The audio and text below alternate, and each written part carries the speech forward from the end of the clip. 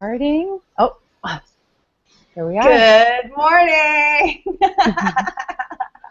Good morning. Hi, everyone. We're live with Mama Tribe. I almost forgot how to do it. I know. It's been so long. I'm like, is it live with Mama Tribe? No, No. not that. No. Welcome back, bitches. I keep thinking of that song. It's actually, I'm back in the New York groove, but I'm like, we're back in the Mama Tribe groove. Yeah, I don't know that song. Hey, Hey, everyone. I'm OG, and that's MJ. And with us this morning, we have Ryan McAllister, PhD or PhD. Say hey, hey, hey. So, correct me if I'm wrong, MJ, but is Ryan the first guy we've had on live with Mama Tribe? Yes, and Mama Jenna commented on our post that, oh my gosh, you guys are having a man on the show, and we're like, yep, the first man. Someone with dangly bits, right? To be on your show. Yay! So this is our first show of the new season. For those of you that don't know, we took a break, and I don't know about you guys, but like I always know when vacation starts well in advance. Like I'm ready for it 2, 3, 4 days before it starts. But every single time vacation ends, it's a fucking surprise to me. And well, I think you said it right in one of the posts on Facebook, like, bam, it's over. Yeah, I had all these, my lists of to-dos. They just never stop. But it's like, oh, yeah, when we're on vacation, I'm going to this and I'm going to that. No. Yeah. No. No. Yeah. Just trying to get it together for today's show. Yeah, I know. I'm like, should I? Yeah, I should bathe. Yeah. People can't smell me, but yeah, I'll bathe today. Yeah. We have viewers. Hello there. Thank you for watching. I hope you brought your own coffee because today we are talking with Ryan McAllister, PhD, PhD, I always call him, about circumcision. He was great enough to be my guest on 2 episodes of Mama Talks, which is one of the shows that MTN produces in the After Dark series, ATC, All Things Crunchy. Mary Jane's show is the other one. So today we're going to do kind of like a little WTF, what the fuck is intactivism? Yeah.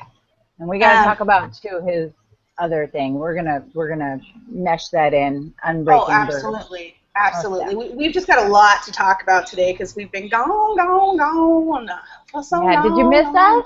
Come on. Did you miss us? Anybody? Bueller?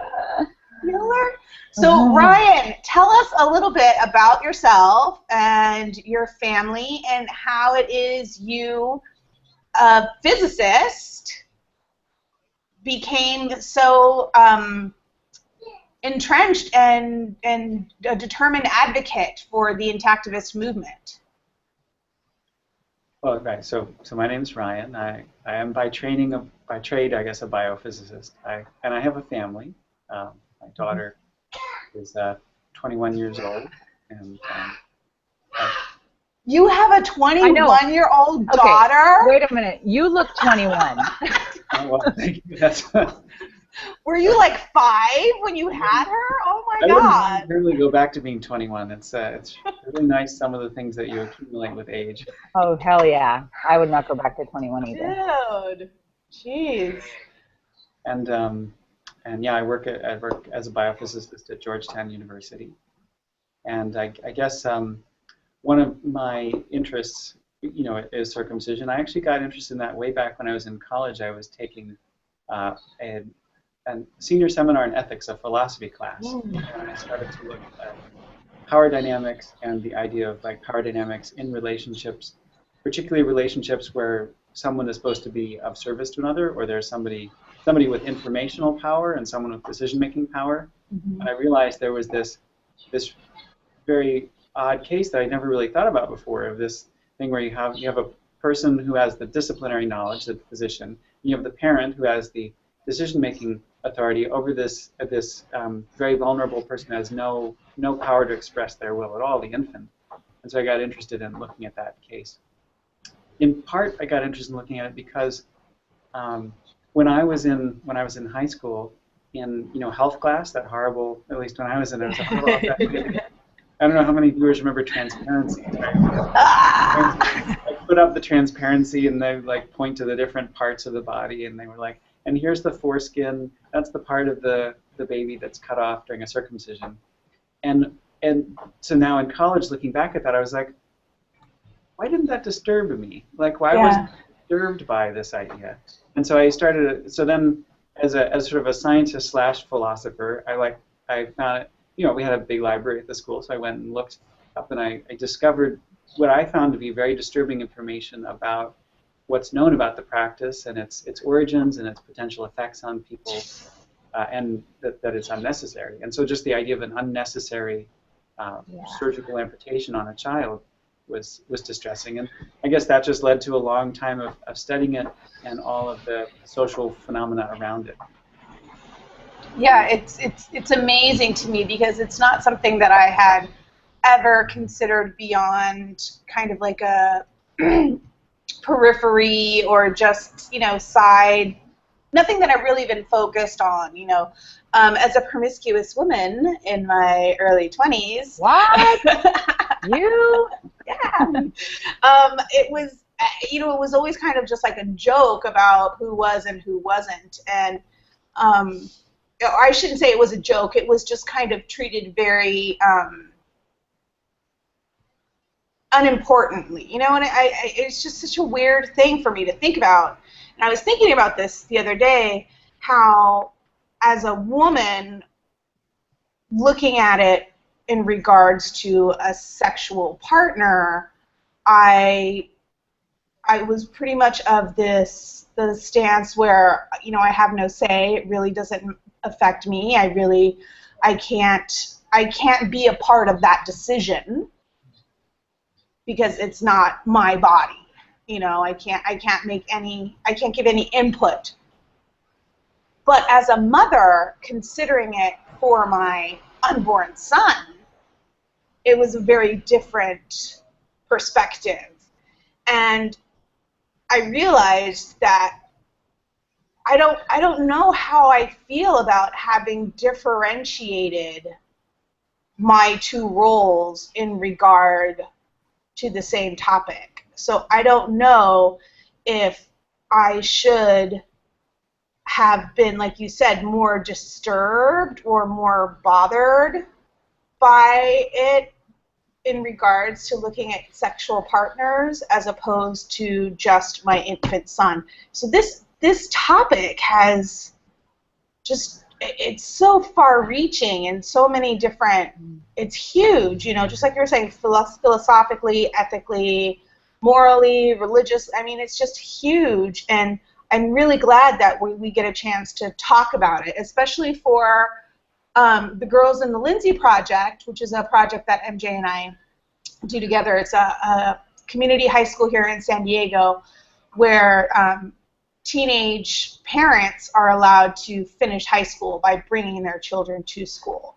So MJ and I go in and we assist in parenting classes where we bring experts to discuss different topics. And circumcision has been a topic where the girls have asked.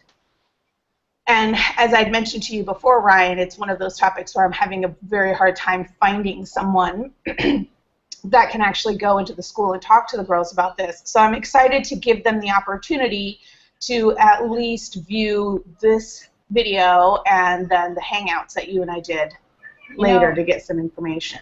Oh, gee, I wonder if we should just have you view your video, at least the first part, like in a class for the girls, like with us there, so we can kind of go through, because it's amazing. They're just so intrigued by all of the topics, and they have so many questions about everything. So, I'm sure it would be a great class, but maybe we should do that.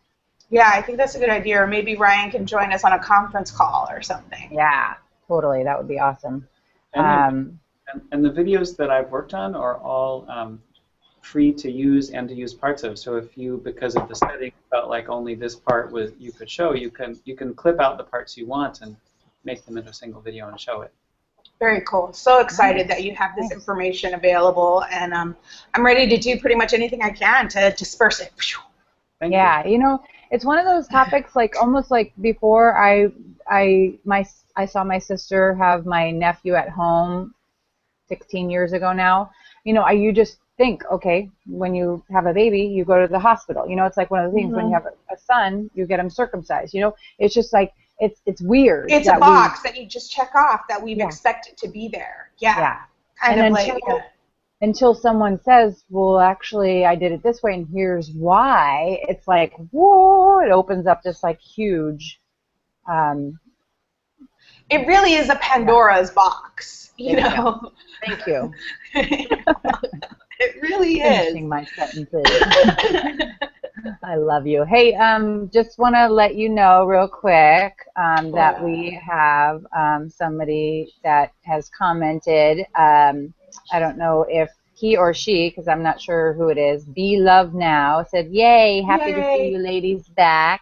Yay! So thank you for commenting, and we're happy to be back. Be Love, love your handle. That's a great handle. Oh yeah, that's a good one. Oh, and another comment. This is such an important topic. Thank you for addressing it. You are welcome. So Ryan and I did 2 episodes of, we're calling it, it's a Mama Talks, Circumcision 101A, and then 101B. So 101A will be released tomorrow night at 8 p.m. Even though it's a pre-recorded, that is our release time, so that's where it will, that's when it will be available on my YouTube channel and on the Mama Tribe Network After Dark playlist on the Mama Tribe Network YouTube channel. So we'll definitely be sure.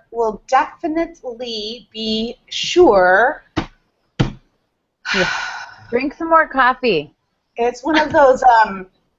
I made myself a Mexican chocolate bulletproof coffee. Ooh, yummy. I don't have coffee. I forgot mine, so I have my oils. Okay, there you go. You fucking hippie. I know. Totally. Amen, sister. Hey, Ryan, so I wanted to ask you, when you, I don't know if you found out that you were having a daughter, but I wonder if you were interested in this, or were you passionate about intactivism when you guys were pregnant, or, you know, whatever. But did you, when you found out, or when you knew that you were having a daughter, was it kind of like, aha, I don't have to even, deal with that thinking about, I mean, like, I don't know where you were at in your passion at that point, but. First, slightly different than answering your question, I just want to say that I think it's true that sometimes people feel that way, and it's kind of sad, I think, that, you know, to be relieved that. Yeah. Because it's not even a choice that parents, like, some choices are stressful, and this is an unnecessary thing. You don't need to be asked this question. Would you like to have an unnecessary genital surgery on your child? It's really not a helpful question to ask a parent. They've got a lot of other stuff to focus on. Yeah. But it's funny because seriously, when we did find out that we were having my son, and it's a question that gets asked kind of like, are you going to, go to the grocery store today? Yeah. You know, like it amazes me at how mainstream it is for people, even virtual strangers, to ask a pregnant woman if she's going to circumcise her child. And then, at the same time, and it's not even the other face of the coin, it's the same freaking face of the coin, to where if you say no, people are shocked. Mm-hmm. And they don't accept your explanation. So what I would hope is, just like we're saying, like you're saying, MJ, that it ceases to be the norm, to where people are expecting circumcision to happen? Or, first of all, why do you care about my kid's genitals? Totally. And it's the person on the street. I'm sorry, but I have been, when they see you have this big belly, I mean, it's just like opens up, you know, the huge amount of questions that strangers feel like they can ask you. It's like, yeah, I get that you know how I got pregnant, but just because you know how I got pregnant doesn't mean we get to be intimate in conversation. Okay. Yeah.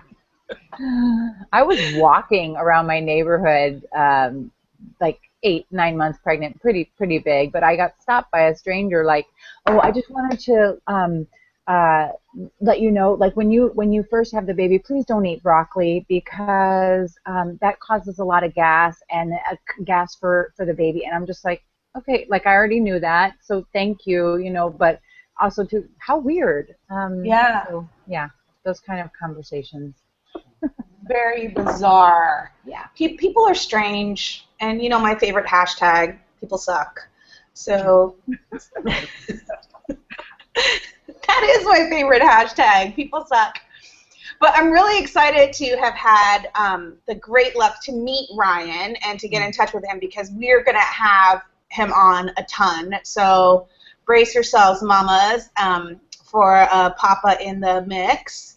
And hopefully Ryan can help bring some more papas in the mix because we're going to be talking to him about a lot of really cool topics such as midwifery. And why don't you tell us a little bit about your breaking birth? I know we had talked about that beforehand, and I want to make sure that that our audience hears about it. Well, unbreaking birth. Unbreaking birth, sorry. Yeah. That's why I need to watch it. So the idea is, well, there's a couple of different ways that I came at unbreaking birth. So one of them, right, is you could actually make a list of at least 20 unnecessary procedures that moms and babies are either subjected to or at least offered during a typical hospital birth visit. So that's one thing that relates obviously to the circumcision, premature cord clamping, the restriction of motion for the mom during labor, the denial of food and water, you know, pubic shaving, electronic fetal monitoring, unnecessary episiotomies, excessively large numbers of cesarean sections.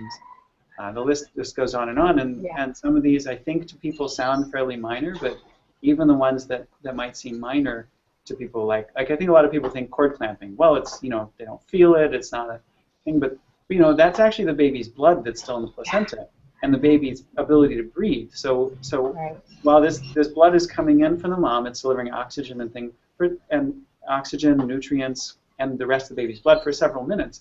And so when you cut it off before the baby has learned how to breathe, you're doing a couple of things. First of all, you're putting the baby under great stress. It's just like if you're walking around, all of a sudden something, you know, like over this and blocks or puts you underwater, right? All of a sudden.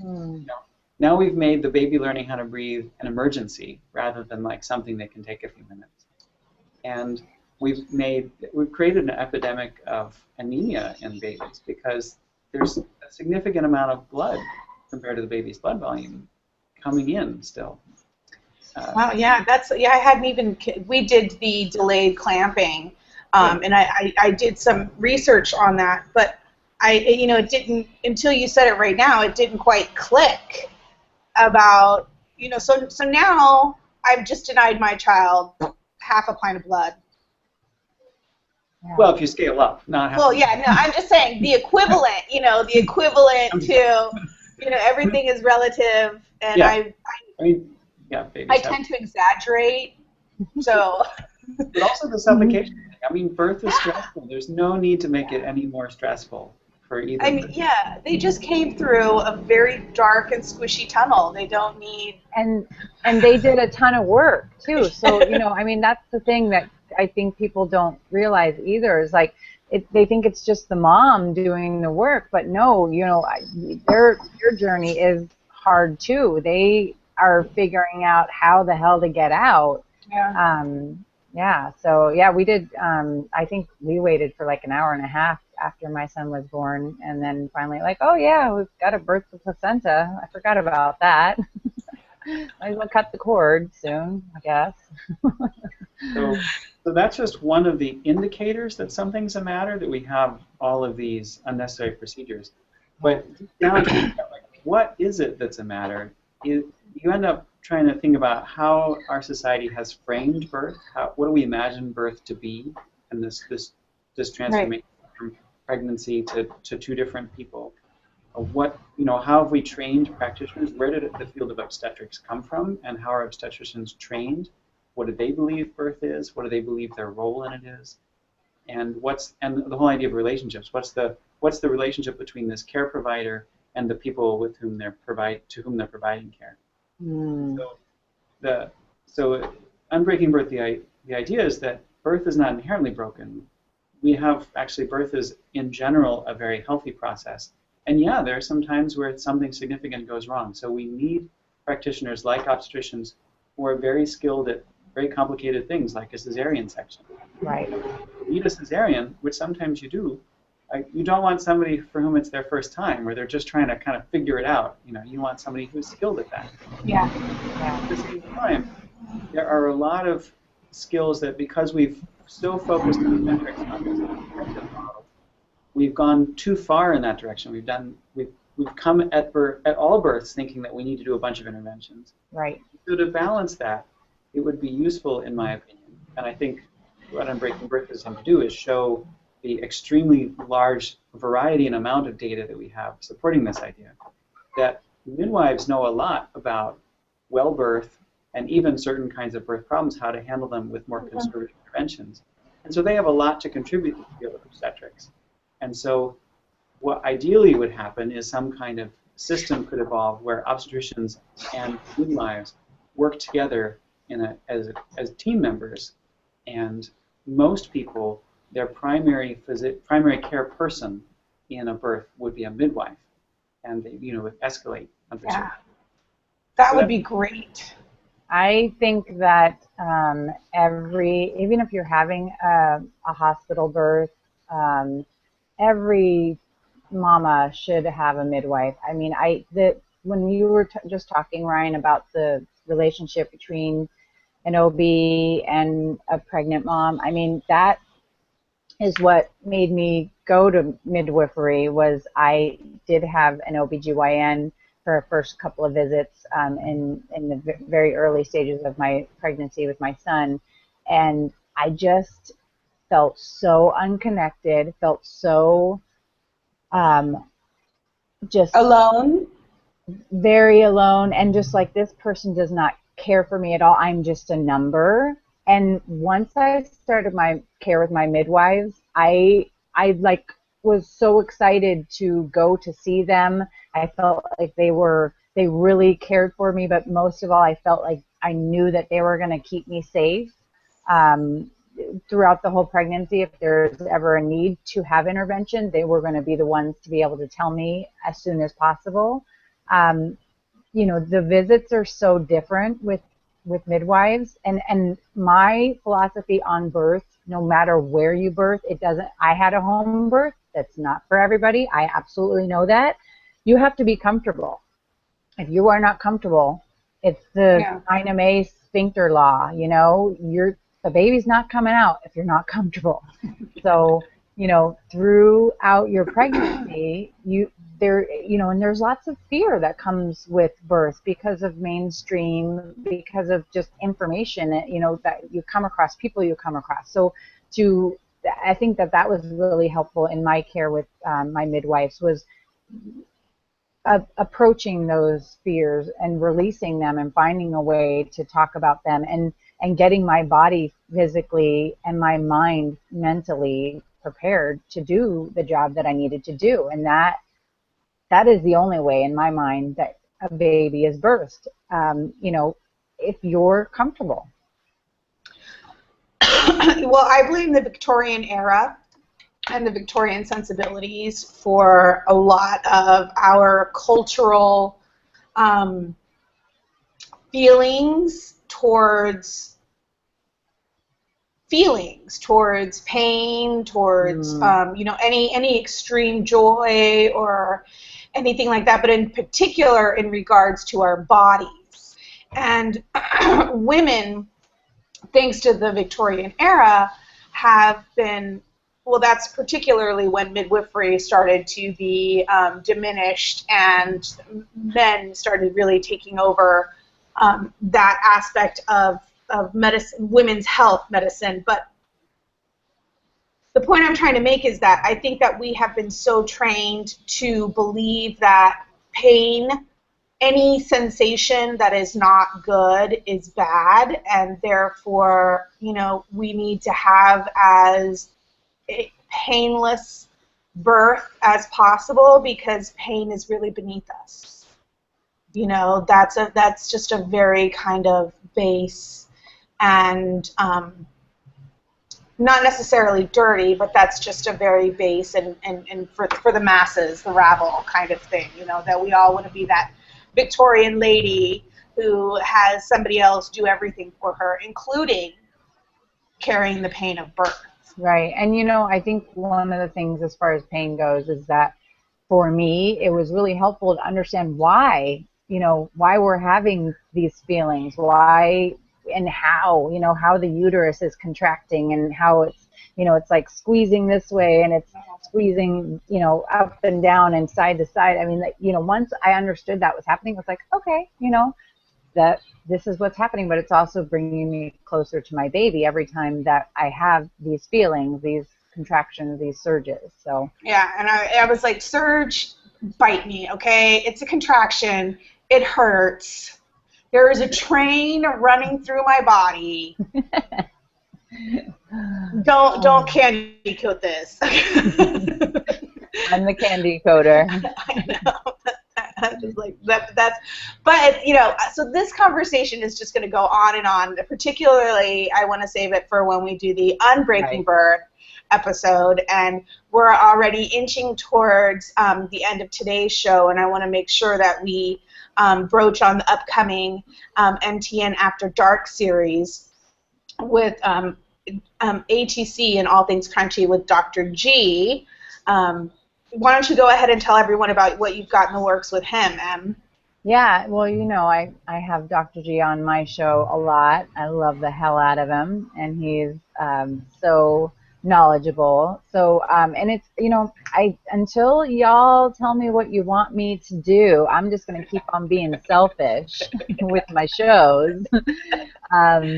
But this is just a topic that, you know, I've started giving my son probiotics. I've been taking them myself for the past few... So it's pre and probiotics that you'll be covering, right? And honestly, I have no fucking clue what a prebiotic is. I've actually been looking into it for the show, but I'm like looking towards the show to find out more, you know, what a prebiotic is. And you know, I kind of know what a probiotic is, but just to get more educated. And I don't know, I've just really gotten into the nutrition health side of my life, as far as, you know, it kind of started when I got pregnant, but got really more into it once I started figuring out that I needed to feed my baby and not just breastfeed, you know, once he was ready.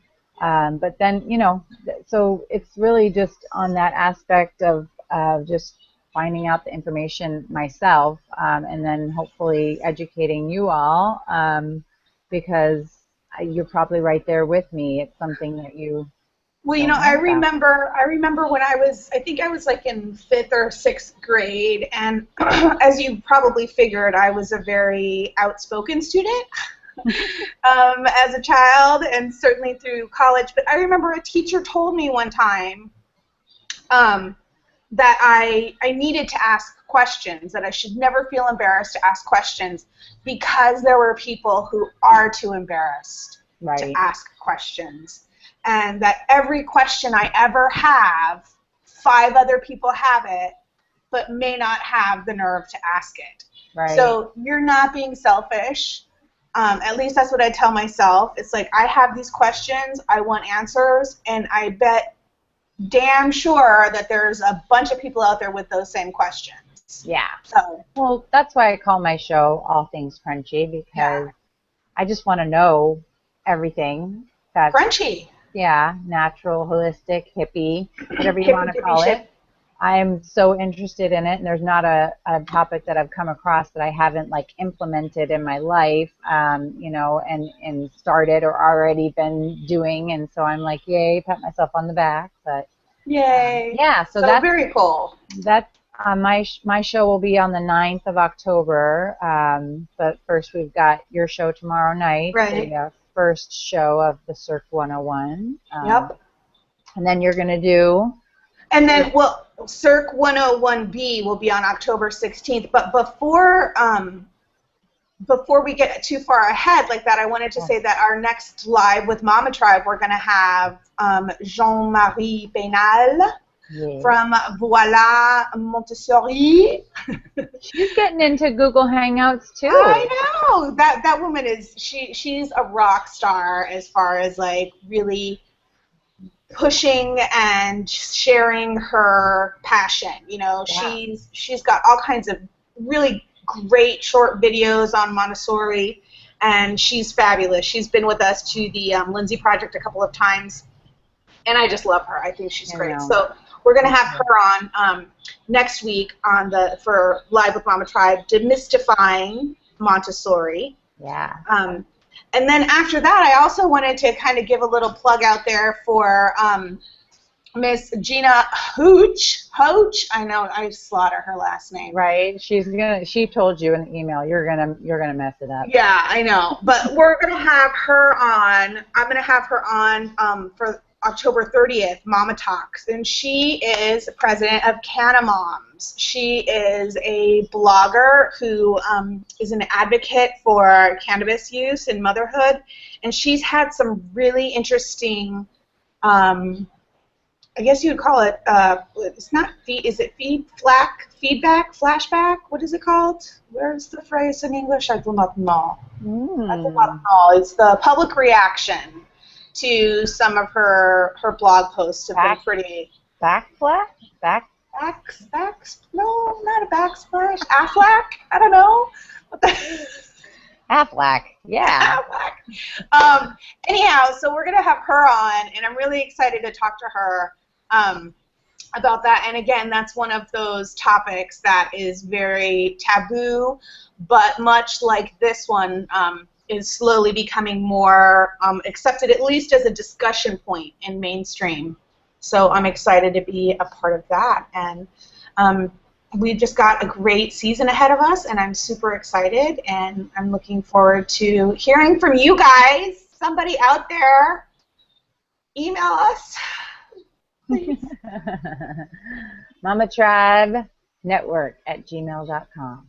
That's right. So look out for us on Facebook, on Google+, Twitter, Instagram occasionally. Yeah. We're starting to get more posts out there. It's hard, you know. There are only two of us, so it's you know. There you go. So Ryan. You know what? Before we kind of end the show too, though, but on this video, we have in the information we have the links to Ryan's YouTubes that seriously you all need to check out. Even, you know, before OG's show tomorrow night, if you can, the YouTube on circumcision, and you can, I put his information for the websites, notjustskin.org, in the information, and then also linked the YouTube videos for the information on circumcision, but also unbreakingbirth.org. Ryan, I've watched probably, I think, about 10 minutes of it, so I still got about 20 more to go. But and we can also add those to a playlist on the Mama Tribe Network YouTube channel so that you can access it through there as well. Oh, yeah, let's do that. Let's make a playlist of ones we want to share, because I can just tell, that the Unbreaking Birth, the YouTube that you've done, is definitely super informational, and just brings out a lot of topics and stuff that our viewers, I know, would be interested in and interested in sharing. So, and that's one of the things that we're trying to do. We know that we've loved it, or it's helpful for us, and so we're trying to share it. So hopefully you all will watch these YouTubes and share them, please, because the more that we get this information out there, the better off. And not only just Ryan's videos, but of course ours as well. Yes, so definitely take a moment to look through those things and bookmark something for later if you can't watch it now, and share the love. And the best way to improve the world is to raise a hippie. Okay. See, there we go. Okay, well, thank you, Ryan, so much for joining us, and we'll be in touch super soon. It was awesome to be your first male guest. Yay! So Yeah. you popped the cherry. Had to say it. Had to say it. I know. Awesome. Okay. Okay. We will see y'all soon. Thanks for joining us. We'll see you next week.